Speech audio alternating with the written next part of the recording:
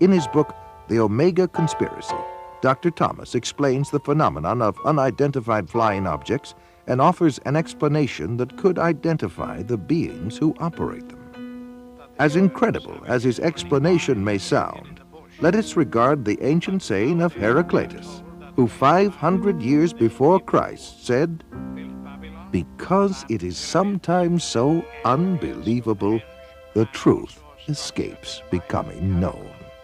The answer to all this and the clue to this cosmic riddle may be found in the ancient book of Genesis.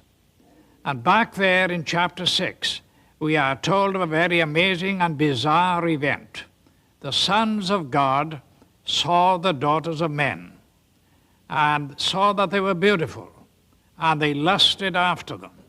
And then we read they married them and sired children from them. For the past 1,500 years, most scholars, including evangelical scholars, have interpreted the sons of God as the good sons of Seth, and the daughters of men as the wicked daughters of Cain.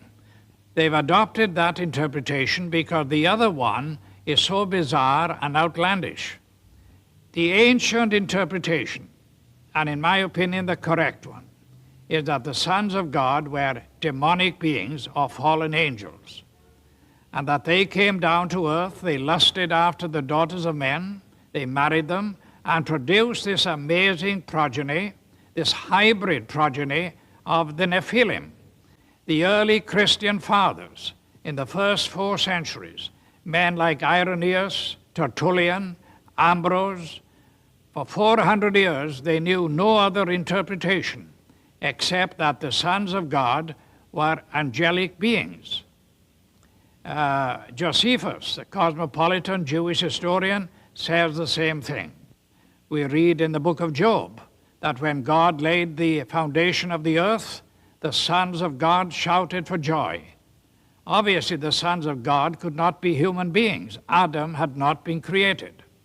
If this was a case of just mixed marriages between good men and wicked women, it is surprising that God should have issued the fire of judgment that he did. God took this stern action of wiping out the human race. Now, the only family that were left intact in order to re-establish, repopulate the new world was the family of Noah. Noah, we are told, was perfect in his generations.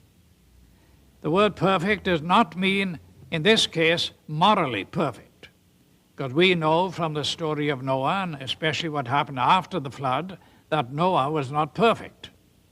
What it means is like a lamb for the paschal sacrifice, that lamb had to be without blemish, physically pure, without blemish.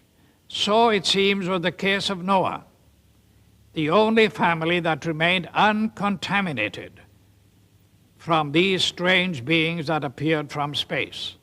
The only line that was pure and clean from God's standpoint to start a new world and a new civilization. Jesus said, "As in the days of Noah, so in the days of the coming of the Son of Man." Of all the patriarchs and prophets of the Old Testament, the key to prophecy above all others is Noah. And something happened in the days of Noah that was a distinctive characteristic of Noah's time that didn't happen before or after.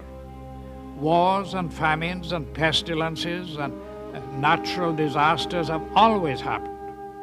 But something happened in the days of Noah, and the most sinister and bizarre of all the things that happened was this intermarriage between the angelic race and the human race.